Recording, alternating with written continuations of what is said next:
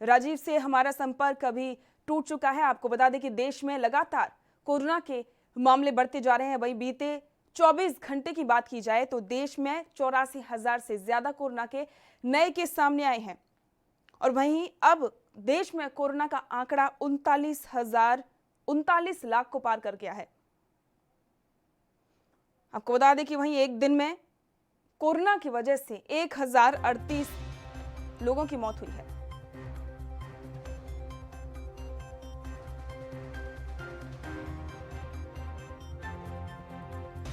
Corona से मौत के कुल आंकड़े की बात की जाए तो अब तक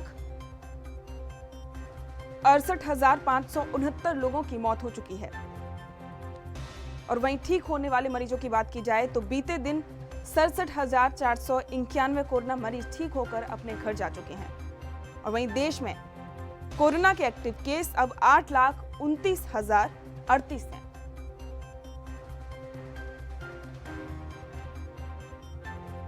मुंबई से हमारे संवाददाता सत्यप्रकाश सोनी हमारे साथ जुड़ गए हैं। सत्यप्रकाश, बीते दिन की मुंबई में कोरोना के आंकड़ों की बात की जाए तो बीते दिन मुंबई में कोरोना के कितने केस सामने आए हैं?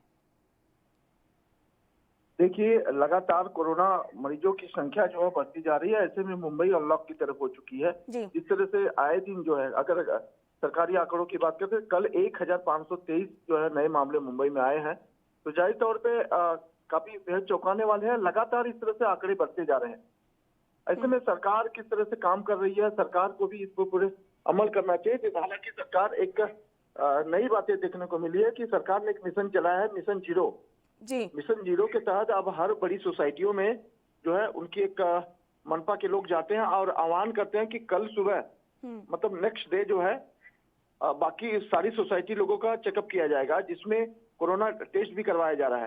तो ऐसे में तमाम लोग जो है अब खुल के बाहर आ रहे हैं, अपनी टेस्टिंग करवाना है। तो जाहिर तौर पर हालांकि संक्रमण की संख्या बढ़ना जरूरी है और कोरोना जो मरीजों की संख्या बढ़ना बेहद जरूरी है, क्योंकि लगातार कोरोना टेस्टिंग ज्यादा हो रही है। तो जाहिर तौर पर टेस्टिंग भी हो रही है तो संख्या भी बढ़ रही है। लेकिन राहत की बात यह है कि रिकवरी रेट काफी अच्छा है, जिस वजह से लोग जो है थोड़ा अब जो कोरोना का शुरुआती दौर में डर था वो कहीं ना कहीं अब लोगों के जहन में नहीं दिखाई दे रहा है। जी सत्यप्रकाश, जैसा कि हम देख ही रहे हैं कि अब पिछले कुछ 1-2 दिन से मुंबई में कोरोना के कम केस सामने आ रहे हैं, तो क्या सच में वहां पर प्रशासन है या फिर सरकार है या फिर वहां के स्थानीय लोग हैं वो एहतियात बरत रहे हैं? नहीं, देखिए, सरकार ने तो अब जो है आम जनता को उनके भरोसे पे छोड़ दिया, उनकी जिम्मेदारियों पे छोड़ दिया है। अब आम जनता जो खुद जो है उसकी जिम्मेदारी लेते हुए अपने तरीके से रह रही है, अपने तरीके से इम्यूनेशन बूस्टर बढ़ाने की तमाम जो सरकारी व्यवस्थाएं हैं या फिर यूं कहे तो अपने निजी तौर पे वो लोग कर रहे हैं। जाहिर तौर पे यही वजह है कि लगातार जो है अब धीरे धीरे जो है बैकफुट हो रहा है कोरोना। बिल्कुल सत्यप्रकाश, बहुत बहुत शुक्रिया इस जानकारी के लिए। और इसी के साथ दिल्ली में कोरोना का हाल बताने के लिए हमारे संवाददाता राजीव तिवारी हमारे साथ जुड़े हैं। राजीव, दिल्ली में कोरोना के कितने अभी आंकड़े हैं, एक्टिव कितने केस हैं वहां पर?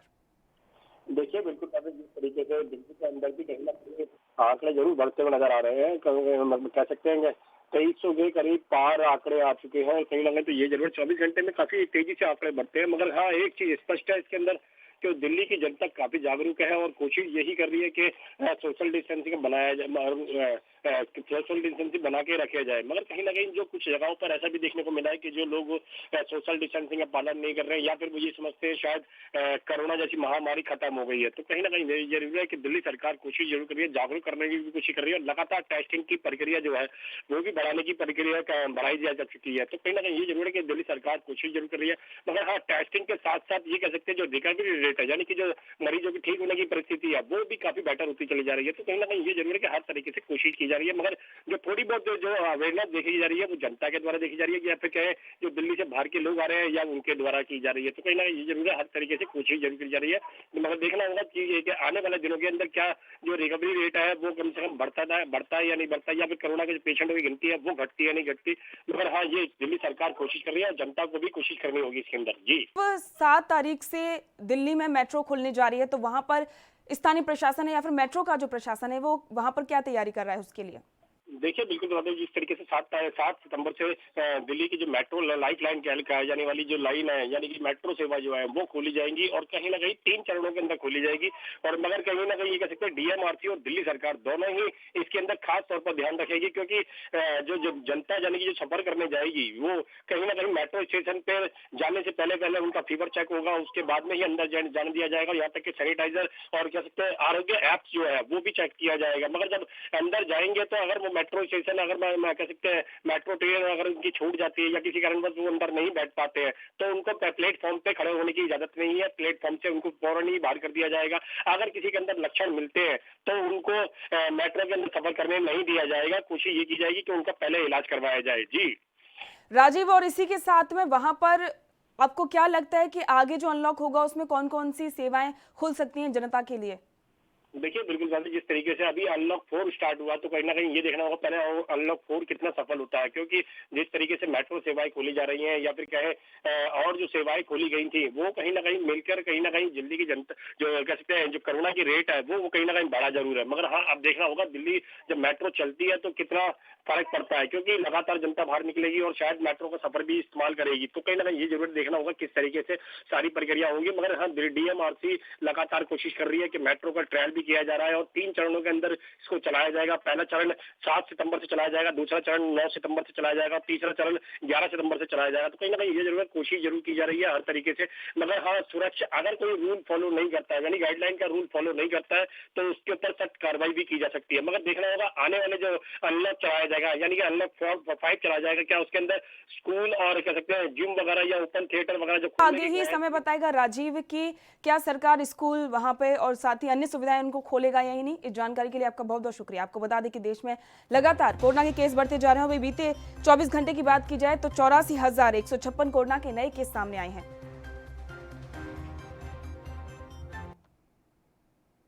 सुशांत सिंह राजपूत मामले में सीबीआई धारा 306 यानी कि आत्महत्या के लिए मजबूर करने के एंगल से भी जांच कर रही है। इस मामले में सूत्रों के हवाले से बड़ी खबर सामने आई है। सूत्रों का कहना है कि सीबीआई को अपनी जांच में पता चला है कि अभिनेता की हालत रिया से मिलने के कुछ दिन बाद से ही खराब होनी शुरू हो गई थी। रिया चक्रवर्ती समेत उनका पूरा परिवार ड्रग्स लेता था। सुशांत के संपर्क में आने के बाद रिया ने सुशांत की डिप्रेशन की बीमारी का इलाज बताकर उसको नशे का आदी बना दिया था।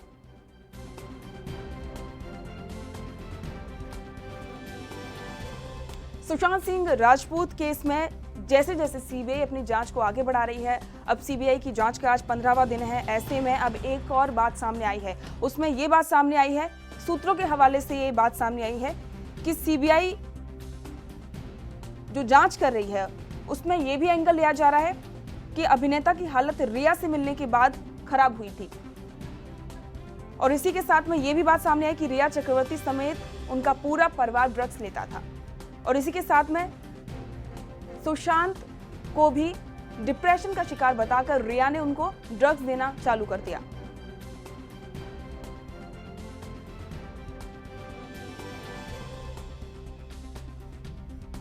आपको बता दें कि सुशांत सिंह राजपूत केस में सीबीआई सहित ईडी और एनसीबी भी लगातार उससे जुड़े लोगों से पूछताछ कर रही है और इस केस से जुड़े सभी एंगल को लेकर पूछताछ की जा रही है। मुंबई से हमारे संवाददाता सत्यप्रकाश सोनी हमारे साथ जुड़ गए हैं। सत्यप्रकाश, अब एक और बात सामने आ रही है, सूत्रों के हवाले से ये जानकारी मिली है कि रिया चक्रवर्ती का पूरा परिवार ड्रग्स लेता था। क्या कहना चाहेंगे, इस बात में कितनी सच्चाई है? जी, जाहिर तौर पर ये मामला अभी नया नहीं है। लगातार ये बातें सामने आ रही है कि जब रिया चक्रवर्ती के भाई और रिया चक्रवर्ती खुद ड्रग्स लेती थी और सुशांत के पिता इंद्रजीत चक्रवर्ती खुद जो है सुशांत के घर में जाकर पार्टियां मनाते थे, तो पार्टी के दौरान जाहिर सी बात है ड्रग्स का सेवन किया जाता था। और इसी बीच रिया चक्रवर्ती भी सुशांत को धीरे धीरे जो है ड्रग्स देने की बात सामने आ रही है। तो जाहिर तौर पर ये मामला जो है काफी लंबे समय से चला। हालांकि जिस तरह से सौविक और के नाम पर ड्रग्स का जो ठप्पा लग चुका है कि सभी खुद ड्रग्स का व्यापारी था, वो ड्रग्स मंगाता था, रिया चक्रवर्ती भी ड्रग्स मंगाती थी, जिस तरह से उनके चैट में भी खुलासा हुआ है। तो जाहिर तौर पर रिया चक्रवर्ती और उनका पूरा परिवार जो है कहीं न कहीं ड्रग्स में सम्मिलित पाया गया है। यही वजह है कि सुशांत जो है ड्रग्स पहले नहीं लेते थे, लेकिन जब से रिया चक्रवर्ती उनकी जिंदगी में आई है लगातार इन्होंने ड्रग्स का सेवन करने लगे। इस बीच कई बार नोकझोंक भी हुई, उसको लेकर सुशांत कई बार डिप्रेशन में रहते थे। उसी डिप्रेशन का फायदा उठाकर रिया चक्रवर्ती अक्सर उनको ड्रग्स का जो डोज होता है वो ज्यादा देने लगी थी। जी सत्यप्रकाश, ये भी तो बात सामने आई है कि सुशांत की तबीयत जभी से बिगड़ना चालू हुई जब रिया उनकी जिंदगी में आई थी। तो क्या सुशांत की आज ये जो स्थिति बनी और वो कहीं ना कहीं आत्महत्या या फिर हत्या जो भी हुई है, ये जो पूरा घटनाक्रम हुआ, उसके पीछे पूरी तरह से रिया और उसका परिवार है? जाहिर सी बात है, जिस तरह से सुशांत की बहनों ने आरोप लगाया है कि रिया चक्रवर्ती जब से सुशांत की जिंदगी में आई है तब से सुशांत की जिंदगी बिल्कुल बदल गई है। हालांकि ये बात सिद्धार्थ पिठानी ने खुद कही है सीबीआई को कि रिया चक्रवर्ती को उनकी जिंदगी में आने के बाद ही सुशांत जो है लगातार बदलने लगी। और वहीं रिया चक्रवर्ती चाहती थी सुशांत के साथ जीवन भर रहना, पत्नी की तरह रहना, लेकिन सुशांत जो है थोड़ा वक्त चाहते थे, लेकिन रिया चक्रवर्ती लगातार उन पर दबाव बनाती थी। कई बार रिया चक्रवर्ती ने यह भी कहा है कि अगर आपको मेरे साथ रहना तो मेरे साथ रहिए, अन्यथा अब चले जाइए अपनी बहनों के पास। तो जाहिर तौर पर सुशांत लगातार डिप्रेशन में हो जाते थे। 8 जून को जब ये पूरा मामला झगड़े को लेकर पूरा मामला सामने आता, तभी भी उन्होंने सुशांत को उसी हालत में छोड़कर जो है घर चली गई थी। हालांकि सुशांत ने कहा था कि अब चलिए, उनकी बहन आने वाली है। तो तमाम चीजें हैं। हालांकि सीबीआई जिस एंगल से भी जांच कर रही है कि शायद हत्या के लिए उकसाने के लिए भी जो धारा 306 होती है उसको भी लगाकर उसके भी तहत जो है सीबीआई जांच कर रही है। अगर इस पूरे मामले में कहीं न कहीं रिया चक्रवर्ती की संलिप्ति पाई जाती है तो रिया चक्रवर्ती की गिरफ्तारी भी की जाती है सीबीआई द्वारा। जी बिल्कुल सत्यप्रकाश, बहुत बहुत शुक्रिया जानकारी के लिए। आपको बता दें कि सीबीआई बहुत ही तेजी से सुशांत सिंह राजपूत मामले में अपनी जांच को आगे बढ़ा रही है और आज सीबीआई जांच का 15वां दिन है।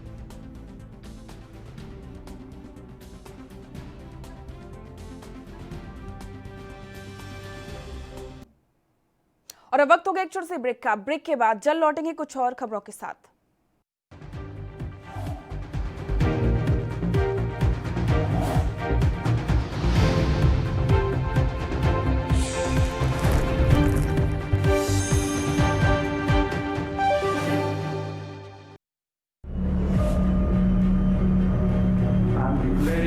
Public health emergency of international concern over the global outbreak of novel coronavirus. Bharat की कोरोना वायरस से जंग। आपको चाहिए पूरी जानकारी के लिए भरोसेमंद जरिया।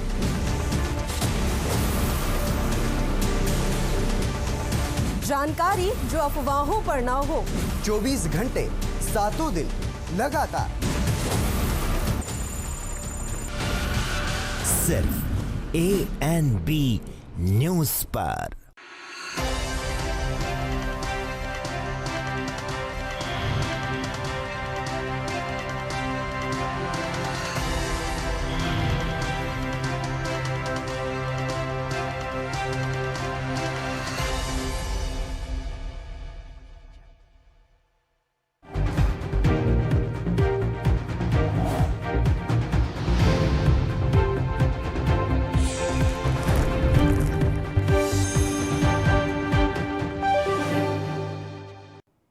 ब्रेक के बाद स्वागत है आपका। बढ़ते हैं अगली खबर की ओर। चीन के रक्षा मंत्री वे फेंग ने रक्षा मंत्री राजनाथ सिंह से मिलने की इच्छा जाहिर की है। बता दें कि फेंग और राजनाथ सिंह फिलहाल मॉस्को में चल रहे शंघाई सहयोग संगठन की बैठक में मौजूद हैं। इससे पहले गुरुवार को राजनाथ सिंह की मुलाकात रूसी रक्षा मंत्री जनरल सर्गेई शोइगु से हुई थी। राजनाथ सिंह ने ट्वीट कर बताया कि रूसी समकक्ष के साथ उनकी मुलाकात काफी अच्छी रही। एक तरफ जहां चीनी रक्षा मंत्री ने राजनाथ सिंह से मिलने की इच्छा जताई है, वहीं दूसरी तरफ भारत और चीन की सेनाएं पूर्वी लद्दाख में वास्तविक नियंत्रण रेखा पर एक दूसरे के सामने खड़ी हुई हैं। दोनों देशों के बीच तनाव की स्थिति बनी हुई है और भारत की स्थिति इस वक्त मजबूत नजर आ रही है। मॉस्को में SCO की बैठक में राजनाथ सिंह मौजूद हैं, तो वहीं दूसरी ओर 10 सितंबर को विदेश मंत्री S जयशंकर भी मॉस्को पहुंचने वाले हैं। जयशंकर SCO में विदेश मंत्रियों की बैठक में हिस्सा लेंगे। SCO में रक्षा मंत्रियों की बैठक का मकसद आतंकवाद जैसे मुद्दे से निपटने के लिए आपसी सहयोग बढ़ाना है। SCO में भारत, चीन, रूस, किर्गिस्तान, पाकिस्तान, तजाकिस्तान और उज्बेकिस्तान जैसे सदस्य देश शामिल हैं। पूर्वी लद्दाख में कई महीनों से भारत और चीन की सेना एक दूसरे के सामने है। इस घटनाक्रम के बाद रक्षा मंत्री राजनाथ सिंह का ये दूसरा रूस दौरा है।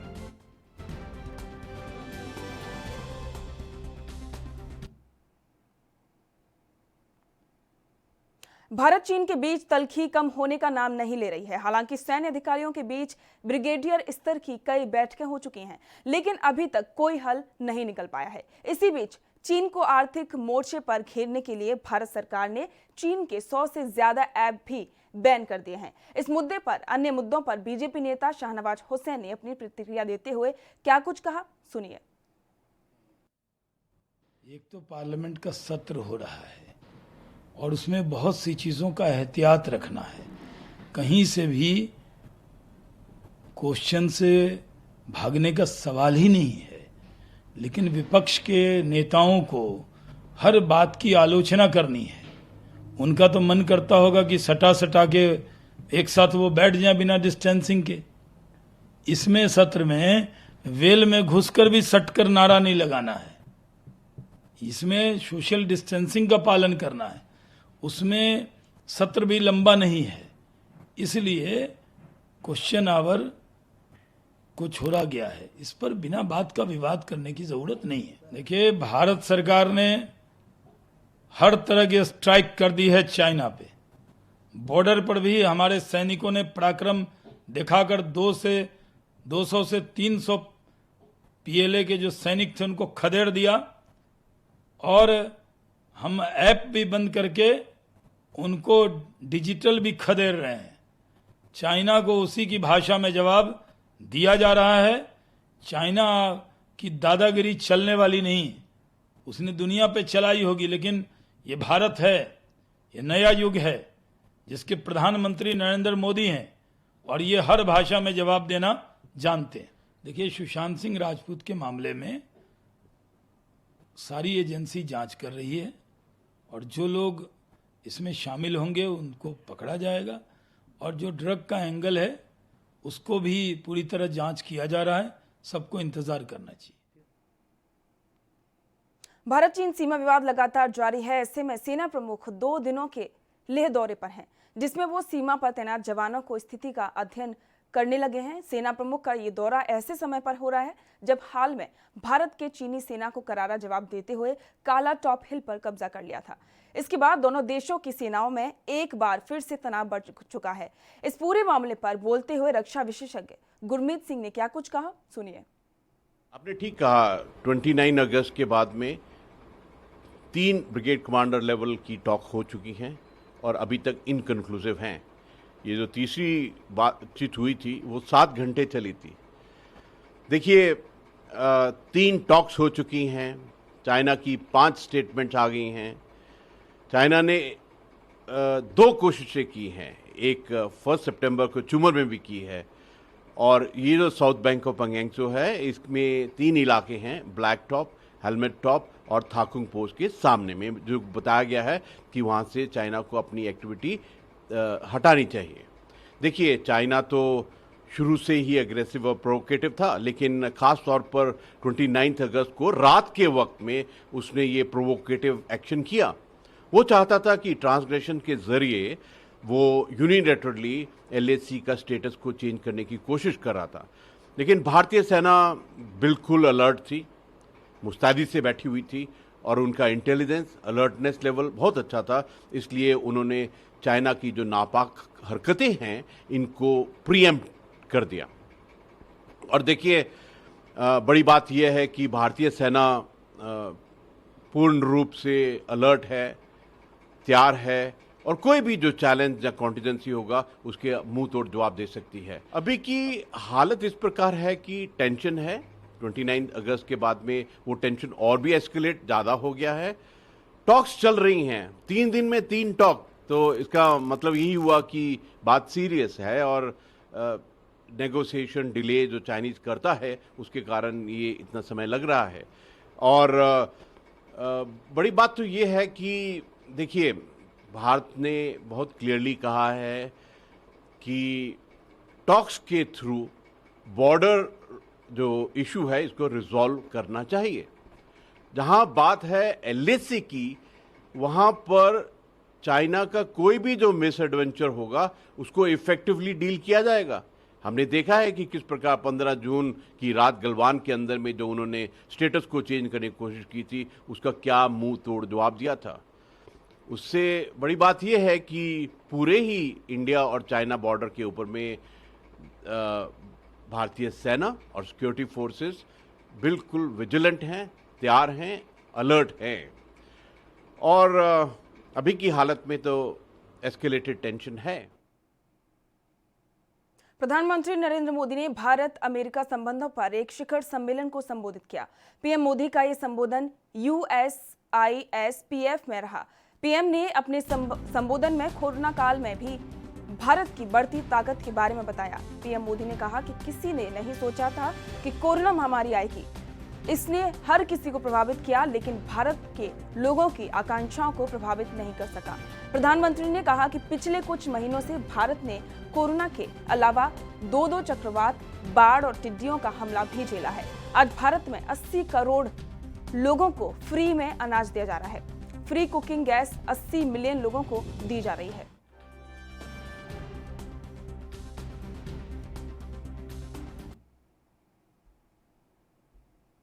फेसबुक और इंस्टाग्राम पर न्यूज के शेयरिंग पर रोक लग सकती है। खुद फेसबुक ने ऐसा फैसला किया है। आगामी 1 अक्टूबर से फेसबुक और इंस्टाग्राम के लिए नई सेवा शर्त लागू हो रही है। फेसबुक की तरह से नई सेवा शर्त जारी कर दी गई है। नई सेवा शर्तों के तहत फेसबुक किसी भी प्रकाशक या किसी भी व्यक्ति को स्थानीय या अंतर्राष्ट्रीय न्यूज को फेसबुक या इंस्टाग्राम के प्लेटफॉर्म पर शेयर करने से रोक सकता है। फेसबुक की नई सेवा शर्त दुनिया के सभी देशों के लिए लागू होगी। हालांकि प्रकाशकों के साथ ऑस्ट्रेलिया में चल रहे विवाद को देखते हुए फेसबुक ने नई सेवा शर्त के तहत खुद को इस मामले में सशक्त किया है।